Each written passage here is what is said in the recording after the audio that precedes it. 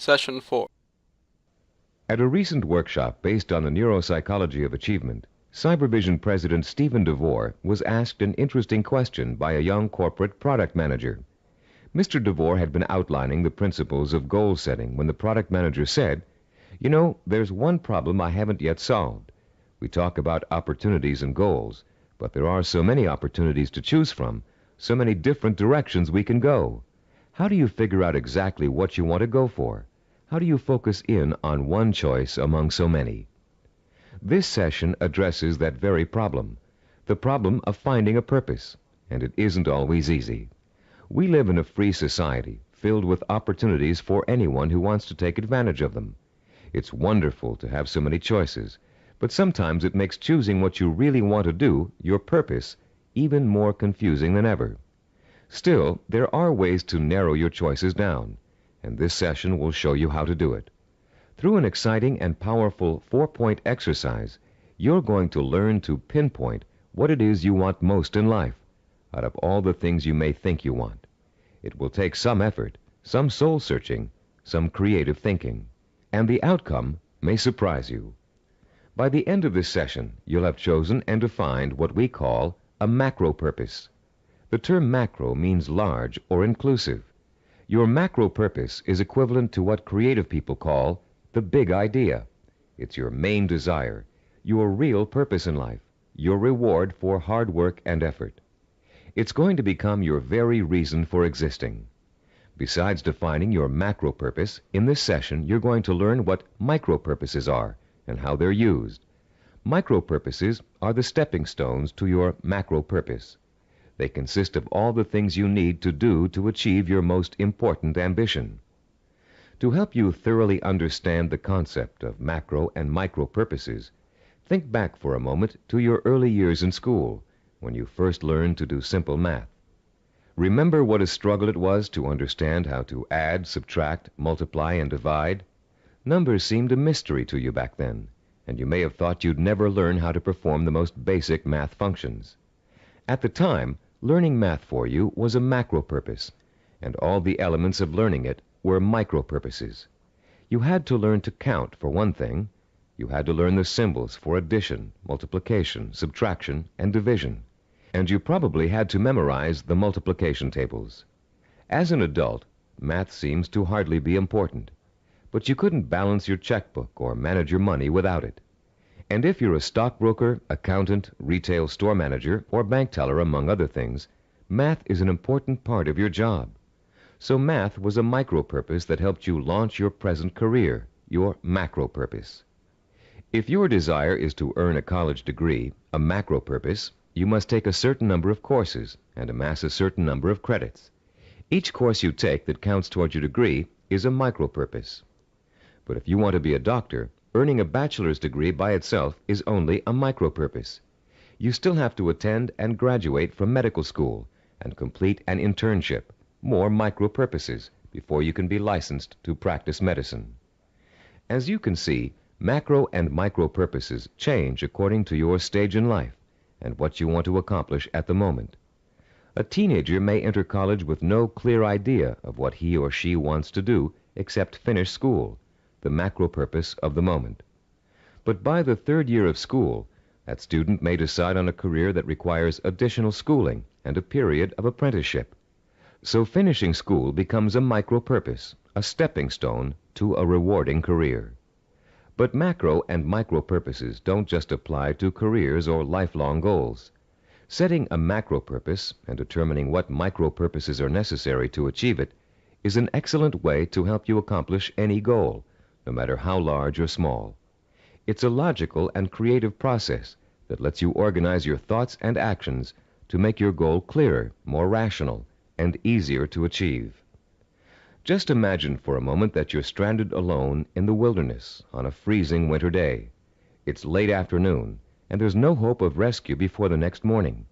Somehow, you have to figure out a way to survive the bitter cold night, your macro purpose.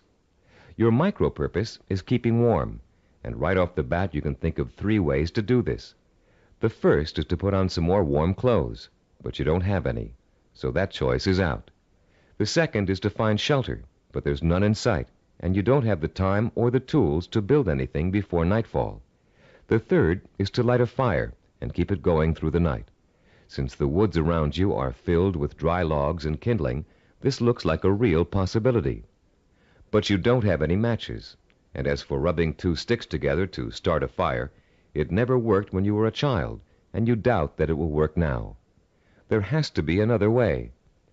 Looking around you for another solution to accomplishing your macro purpose, you notice a sliver of broken glass on the ground, and there's still enough sun left for you to be able to feel its warmth. Picking up the glass, you hold it so the sun's rays can penetrate its surface and focus on a dry stick of wood underneath. In 10 minutes, the stick is burning. But your ordeal isn't over. After the fire is lit, you have to gather enough logs and kindling to last through the night, another micro-purpose. And then you have to force yourself to stay awake all or most of the night to make sure the fire doesn't go out. In the course of this harrowing experience, you've chosen a macro-purpose, staying alive, and defined all the micro-purposes that went into it. And if you succeeded in accomplishing all of the micro-purposes, you also achieved your macro-purpose. You survived. Defining your life's purpose and the steps you must take to achieve it may not be a life-and-death matter, but the principle works the same way. By the time this session is over, you'll have a macro-purpose, a clear understanding of what to focus your energy, talent, and intelligence on. And you'll be able to light your own inner fire and feed it with a life-enriching, emotionally compelling purpose. And purpose, as we've noted, is the starting point from which self-discipline and achievement spring. Your first step in determining your macro-purpose involves something everybody loves to do: play. You've already learned how important enjoying work is to the highly self-disciplined. To these achievers, work and pleasure are synonymous. Now you're going to get a taste of how easily this can happen. For the next few minutes, I'm going to ask you to work and play as you engage in a process called limitless wishing. Start by closing your eyes and relaxing. Imagine that you're on a beautiful, deserted beach, walking barefoot in the sand. A soft breeze is keeping you cool, and you're enjoying the sound of the waves splashing rhythmically against the shore. As you stroll along the water's edge, you see an object in the near distance that's half buried in the wet sand. The waves splash over its surface, then recede, leaving it exposed to your curious eyes. You wonder what it is, and you start to walk a little faster so you can reach it before it's engulfed by the next wave. In a couple of minutes, you're standing over it, still not sure what it is. It's metal, somewhat round, and looks like an old lamp. You dig your fingers into the wet sand and pull it out. There's an inscription on the side of the object, but you can't read it clearly. You begin to rub some of the sand away from the oddly shaped letters. Suddenly, the lamp begins hissing, and it releases a cloud of what looks like steam or gas. Frightened, you drop it, but you continue to watch what the lamp is doing out of curiosity. Slowly, before your very eyes, the cloud begins to assume human shape, and soon you're looking up at the largest person you've ever seen. When it speaks, its voice is rich and kind, and its message is amazing. The genie thanks you for releasing him from hundreds of years of captivity inside the lamp, and according to the hospitality of his people, he offers you a reward for helping him. You have only to name 5 wishes, he says, and they will be granted. You can ask for anything, he tells you, as long as it is specific and humanly possible to achieve. At first, you refuse his offer, but as he continues urging you to accept, you begin to realize that no, you aren't dreaming, and yes, you really can have your 5 wishes. The possibilities start dancing before your eyes. Think long and hard about it. What are the things that will turn your life around and make you truly happy? What is it you secretly wish for, day in and day out, every day of your life? Take your time in deciding. This is too important for you to rush over. You may change your mind about your first choices after you've thought about it some more. When you do make your final selections, Write each one down in the space provided on page 18 in your study guide. Start each wish with the term "I want" and write it in clear, specific language in the present tense. Turn your tape off now and decide what you will wish for.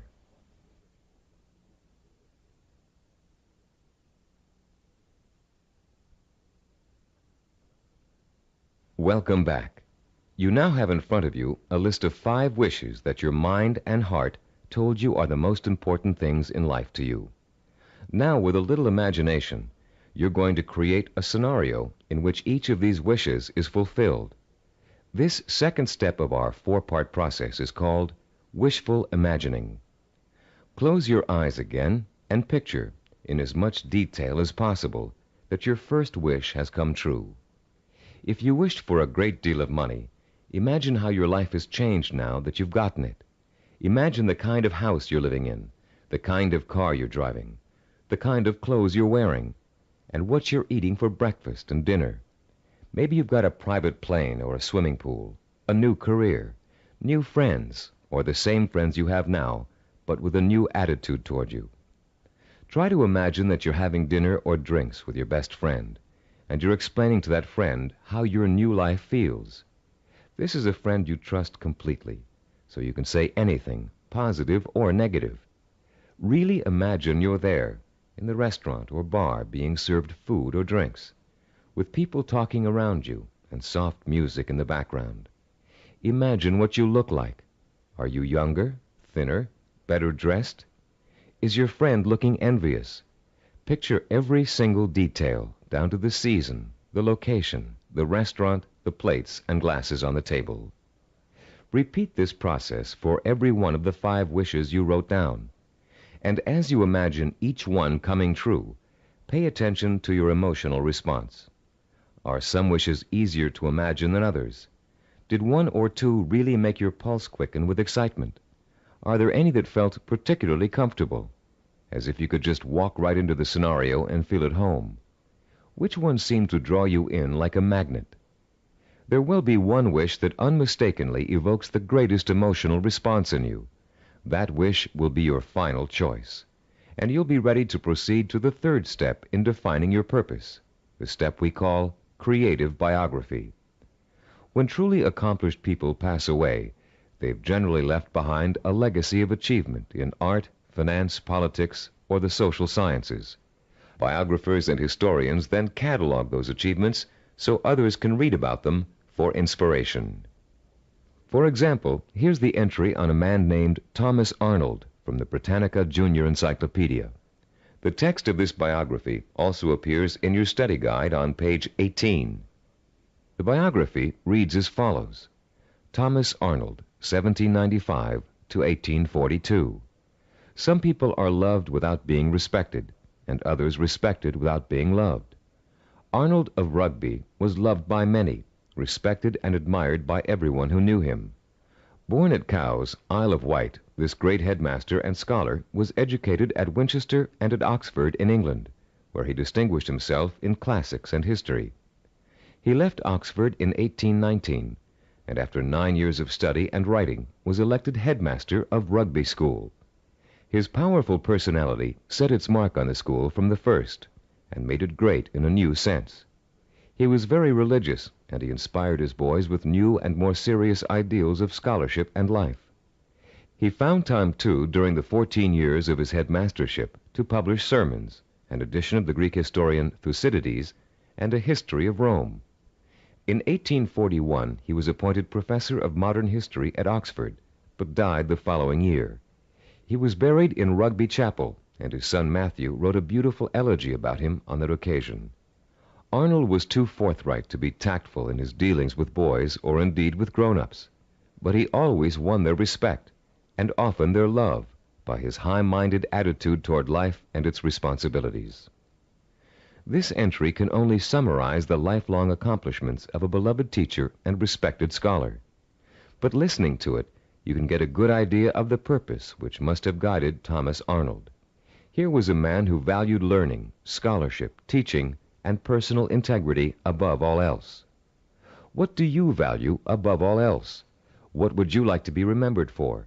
Relax and close your eyes again. Now imagine that you hold in your hands an encyclopedia published in the year 2100. It's a heavy book with a solid feel to it. You can smell the leather binding and feel the crisp new paper as you open it. Find the section that begins with the first letter of your last name. Then turn the pages slowly as you search for the entry that gives you the details of your life. There it is, suddenly, clear as a bell. Your heart beats just a little bit faster as you see your name in bold-faced type. Now you're burning with curiosity. Did they include the most important things about you? Are your most cherished accomplishments in there? Did they understand the purpose behind the things you did? You begin to read the entry to find out. Yes, it's all there. Your birth date and hometown, the schools you went to, where you lived. And then the words that describe your highest achievements, your contributions to society. Savor the words as you read them. Let them form a clear picture in your mind of the kind of person you were and what your purpose in life was. When you've finished reading your own biography, turn off the tape and write down what you just read in the space provided on page 19 of your study guide. Don't leave out a single detail. Make sure you paint a vivid picture of the self-disciplined achiever who worked so long and hard in pursuit of a single purpose that he or she ended up deserving an entry in such a distinguished publication. When you've finished writing your own biography, please turn the tape player back on.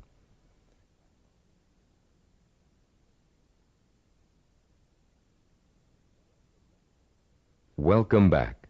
Now that you've completed the limitless wishing, wishful imagining, and creative biography exercises, a clear pattern should be emerging.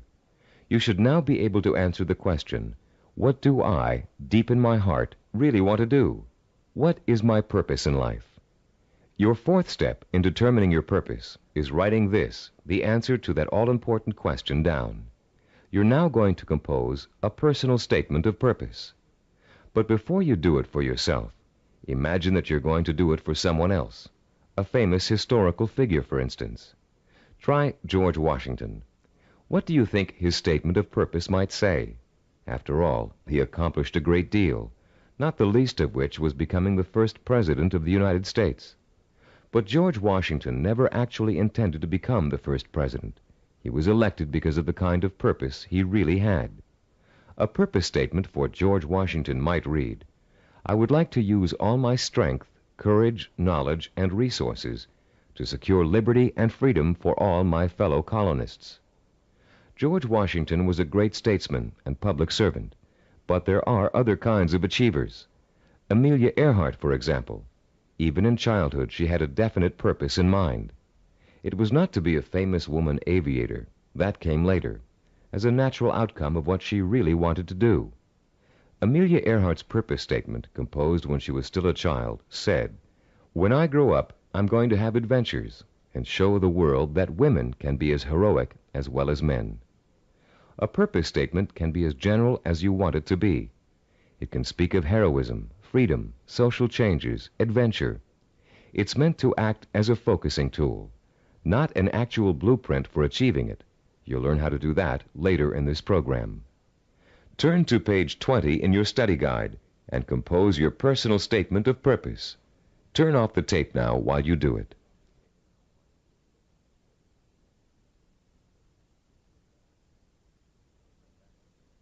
Welcome back again. You've come a long way in this session. You've learned to use limitless wishing, wishful imagining, creative biography, and a statement of purpose to narrow down your options and make a final choice about where you're going to focus your efforts. You've just used this four-part process to make a major decision about what you really want to accomplish and achieve in your life. But you can use it again and again, anytime you feel it's necessary, to aid you in making any kind of decision, from the smallest to the most important. This process works equally well for macro and micro decision-making. Whether you know it or not, you're now well on your way to becoming a self-disciplined achiever. You've learned to use one of your richest natural resources, your intuition and imagination. You've discovered what it is you really want to achieve and have written it down as a statement of purpose. You've laid the solid foundation upon which the power of self-discipline is built. We'd like to congratulate you on what you've already accomplished. In our next session, you're going to learn how role models can inspire and teach you to achieve your lifelong ambition.